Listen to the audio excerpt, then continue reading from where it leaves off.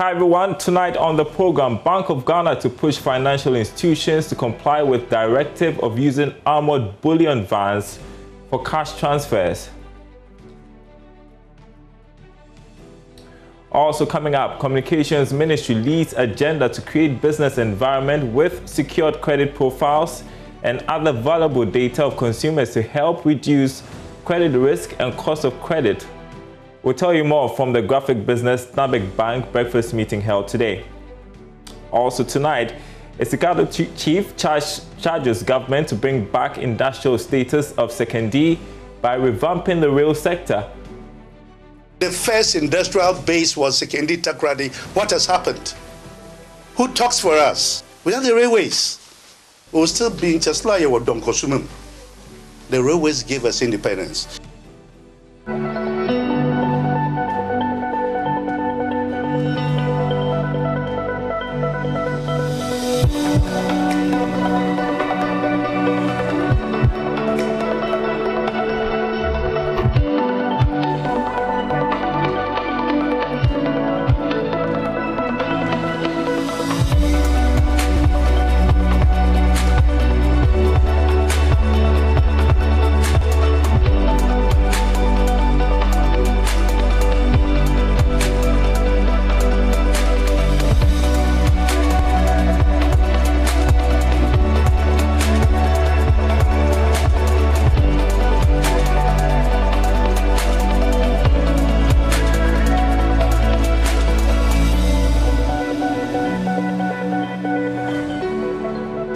Keeping our eyes on the commodity market for you, especially the price of oil hovering around $73 a barrel.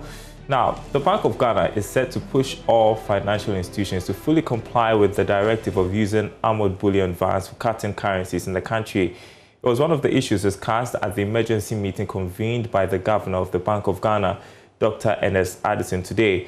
It follows Monday's unfortunate incident at the timber market here in Accra, where robbers attacked a bullion van, killing two, a policeman escorting the van and a hawker. Now, the Inspector General of Police, James Opombwenu, in response, directed all banks and financial institutions to provide fortified armored vehicles for cutting of currencies by the end of this month. According to the Inspector General, failure to do so would leave the police with no option but to withdraw their services. And as we're hearing now, the central bank has stepped in to push financial institutions to comply. Joining us via Zoom is Mason Tokuno, who is a banking consultant as well as a former MD for Bank of Africa, to discuss this further. Thanks for your time tonight. Your reaction first to yesterday's unfortunate incident. Good evening to all listeners. I think it was very unfortunate that this kind of incident happened. Too many a time we lose people, especially the police that are supposed to be rendering services to the community. And it's unfortunate. And my heart goes to the policeman and the hawker, their families. Yeah, very unfortunate indeed. So we've seen the IGP say, enough. We are not going to escort these vans anymore if they are not armored vehicles. And the IGP has given the deadline of the end of this month. They are justified in asking for that, aren't they? Well, I think they're not asking for too many things. And I tend to agree with Bank of Ghana and also the IGP, because if these things are happening and we don't take time, it will continue to happen. So I think it's high time we get armored vehicles as a deterrent to the armed robbers. I think it's in the right direction. But how effectively would the escorts and I guess the cash be protected with the use of an armored bullion van? Just some education. Well, you know, banks, by regulation, every branch of a bank has what we call a vault limit, the amount to which you can keep, money in your vault. And this is even insured. Now, Bank of Ghana requires that everyone adheres to it. Now, there are times that customers go to the branches, sometimes with prior notice, they needed more money. And if, for instance, you have cash in your vault that is below some of the requirements, especially what you're going to be dispensing for the day, it is good for you to get to your head office and they will send you money. That is when, the armored vehicles will commute between the branches and the head office in order to satisfy the customers. And sometimes when your vault is above the limit, you need to evacuate to Bank of Ghana. These are all regulated. And that is the reason why you see bullion vans moving from one end to the other. Well, the last one I will say is that there are some companies that deal with a lot of cash and they don't have branches that are very close to them. So arrangement is made that these monies are evacuated from the companies. So these are the three types of movement of the bullion vans. Okay, and so I understand there were discussions already underway for banks to switch to the use of armored bullion vans. I think the deadline, I may be wrong, was in 2023. And now, because of the latest incident, they have this deadline till the end of the month to do the switch. Just wondering how realistic the deadline is. You are very much right. I think Bank of Ghana should not rush into this because I don't think there is any bank in Ghana today that will be able to get the armored vehicles by the end of the month. For me, I would say that this month, end of this month is too early. If they give them about 3 months to order these armored vehicles, they are not around the shops that you're going to be buying. You have to order them. So I think Bank of Ghana should be a little bit lenient with the banks so that they can satisfy everybody. And when you have the IGP also on your neck saying that you have till the end of the month, it gives them really no choice, does it? Yeah, that's very true. But I can imagine the banks in a very difficult position. I think they need to dialogue with the IGP. I believe that if they give them some space, even if you want to establish letters of credit, for the bullion vans to come, I don't think it will be within 90 days. I mean, that's the best they can do. So I think the banks should dialogue with the IGP. Let them show to the IGP that they are serious and all of them are making efforts in order to get the bullion vans. I think that is what they should do. And this incident has brought to the fore, once again, the need for us to step up electronic transactions. That sounds plausible, only I think it would take a while to drastically reduce cash transactions. That is exactly that. The next thing that Bank of Ghana needs to do is to find out how we can begin to do electronically some of these movements. We are going towards a cashless society. So I think Bank of Ghana should think behind what they have now asked them to do. Because eventually we need to go to a cashless society. Right. Thank you so much for your expertise on this matter tonight. I appreciate that you could join us. That was Menson Tokunu, former MD of Bank of Africa, also a banking consultant. His thoughts on recent incidents to do with the attack on the bullion van there at the suburb of Jamestown. 2 lives lost, a policeman and a hawker. Well, still with money matters, the Bank of Ghana has issued a warning to those buying from or selling foreign currencies to unlicensed persons or entities to desist from doing so, saying it is prohibited by law. It is therefore urging the public to report such illegal activities to the Financial Stability Department. There's more in this report. In a release as part of its financial literacy education on Forex Bureau, the central bank said those engaged in the buying and selling of foreign currency without a license would be punished upon a summary conviction by a fine or a prison term of not more than 18 months or both. In that regard, the black market operator is an illegal foreign exchange dealer who does not have Bank of Ghana's license and thus must be avoided. It further said one will be required to provide identification documents before conducting any transaction with the Forex Bureau, and therefore any Forex Bureau that does not demand an ID card should be reported. The identification card includes passport, driver's license, voter's ID, and national ID card. Subject to availability, it continued saying one can foreign currency from only authorized banks and Forex Bureau after providing all relevant documentation. It cautioned consumers to be careful because one is likely to trade in fake currency, be drawn into money laundering, terrorist financing, or be attacked by armed robbers when one does business with a black market operator. It further added that the sole legal tender in the country is the cedi, and therefore it is prohibited to price, advertise, and demand for payment for goods and services in foreign currency.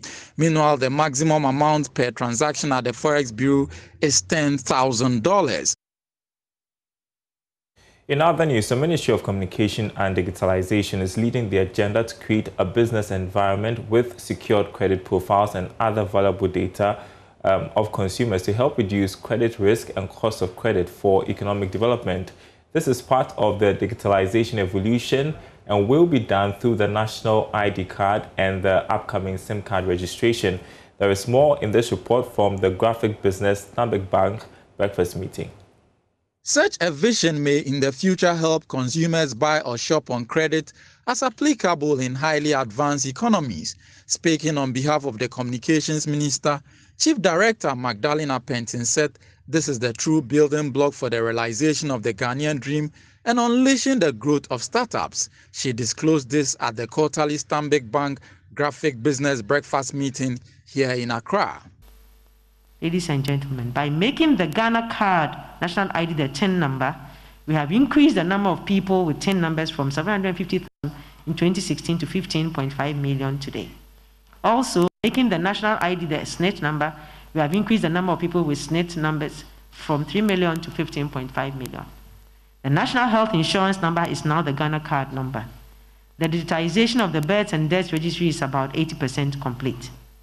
Ghana Investment Fund for Electronic Communications, GIFEC, an agency under my ministry, has embarked on a rural telephony project, which is aimed at closing the void created by mobile network operators' inability to extend coverage to communities with populations below 1,000 for commercial and economic purposes. GIFEC, as part of this mandate, is implementing this project in order to provide voice and data services to unconnected communities in Ghana. 400 communities have since benefited within 2 years, with over 600,000 people connected. Under this project, over 82 community information centers have also been connected to the internet. The government of Ghana has also recognized the digital skills gap, particularly girls and the marginalized groups, and has embarked on several interventions to address this issue and create opportunities for young people. And GIFEC is leading the implementation of a digital skills program that will provide about 14,000 citizens with job-ready digital skills. In particular, entrepreneurs, pupils, teachers, and marginalized groups through 200 centers across the country. Madame Apentin said the government has made significant progress on cybersecurity development. She said the government will continue to work with stakeholders locally and internationally to scale up cybersecurity efforts. Under the Ghana Cares Obatampa program too, we will consolidate all government fiber assets held in various MDAs like ECG, Gridco, NITA, the road and railway sector to a robust, resilient digital infrastructure to provide services to all public sector agencies, link educational, health, security, industrial, agricultural, and local governance installations around the country, and lease excess capacity to the private sector.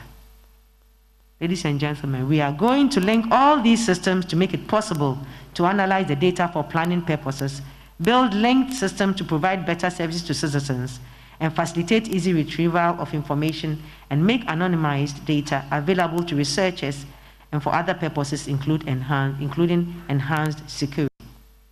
Managing Director of Stanbic Bank Ghana, Kwamina Asmini, called for the cultivation of digitalization since the world has evolved with digitization as the key driver of economic growth.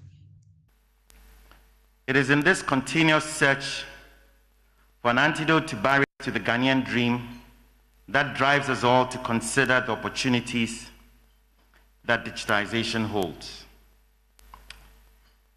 At this point, let me commend the government and specifically Vice President Dr. Mohamed Bawumia for the efforts made at digitizing and formalizing the Ghanaian economy through the National Digital Property Addressing System and the National Identification Project.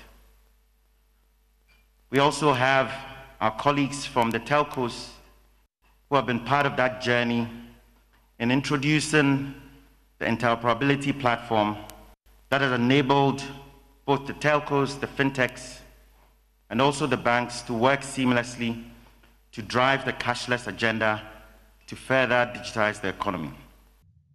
The event was on the theme, Digitization, the Key to Unlocking the Ghanaian Dream. It brought together stakeholders in the communications, financial, technology, academia, and the private sector.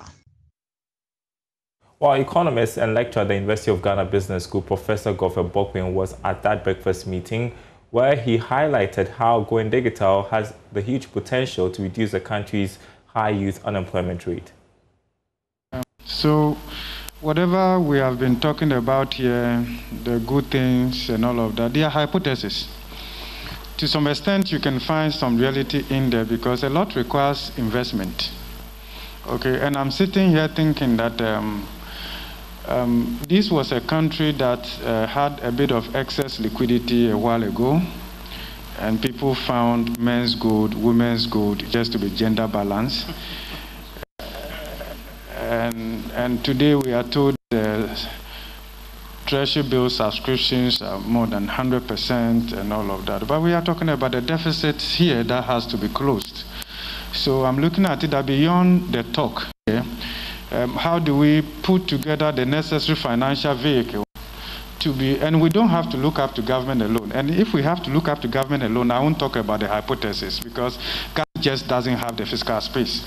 The government needs to mobilize a lot more money to pay wages and interest payment and all of that, and a few judgment debt here and there because they have come to be part of the narrative now, right? So we have to be able to look at harnessing domestic private capital. And here I'm not only talking about looking to foreign investment. In this country, when we talk about private capital, then we think that it has to come in a certain foreign color. But if you look at how much this country and this continent to the rest of the world is very huge. So it's more about doing the necessary engineering to ensure that we are able to map up these deficits and create the necessary financial instrument that can mobilize the excess capital that probably would have gone to Dubai, would have gone to other countries, and invest in this. If you don't do the investment, then there's no way you are going to translate this hypothesized benefit into actual in a manner that will benefit everyone. Because as it stands now, from what I'm gathering from here, the demand is there. How do you meet the demand? To meet the demand with investment. Okay, and this is certainly, back of the envelope analysis will tell you that the NPV will certainly be positive because it's clear that this is the direction. And I believe that it's a call on all of us in the private sector, banks, financial institutions, and all that to make sure that we're able to map up the deficits and look at how we can close that in a manner that enables the telcos to be able to deploy the necessary infrastructure. And we are doing this not only in terms of just the digitization, but we are looking at it across all the levels in terms of cyber resilience, in terms of data privacy, in terms of Internet of Things, because now we have gone beyond just Internet. We are talking about Internet of Things. We are not only connecting people, we are connecting gadgets, machines, properties, and all of that. Then you're also looking at it in terms of artificial intelligence or machine learning and all of that. All of this require investment. And if we don't do that, probably 5 years from now, we'll come and sit here and be counting the losses because we did not make the right investment.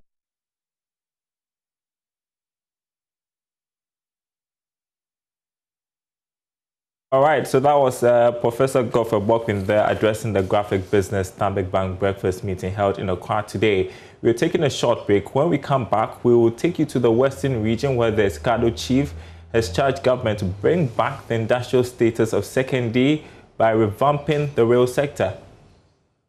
This industrial base was Second D Takoradi. What has happened? Who talks for us? Without the railways, we will still be in Chasla or Donkosumum. The railways gave us independence.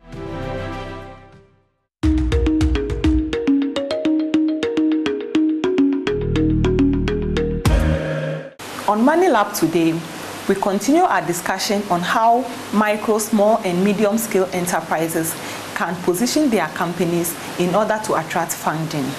In the previous edition, we discussed the business plan. For today, we are going to look at record keeping. No serious investor will put their money in any company that does not keep records. It is very important for companies to keep records of all their operations, and this is what they use to prepare their financial statements. These financial statements will give the investors the sense of the profitability and efficiency of the company. It is also important that these financials are prepared according to required standards and audited. Join us in our next edition as we conclude our discussion on how companies can position their businesses for funding.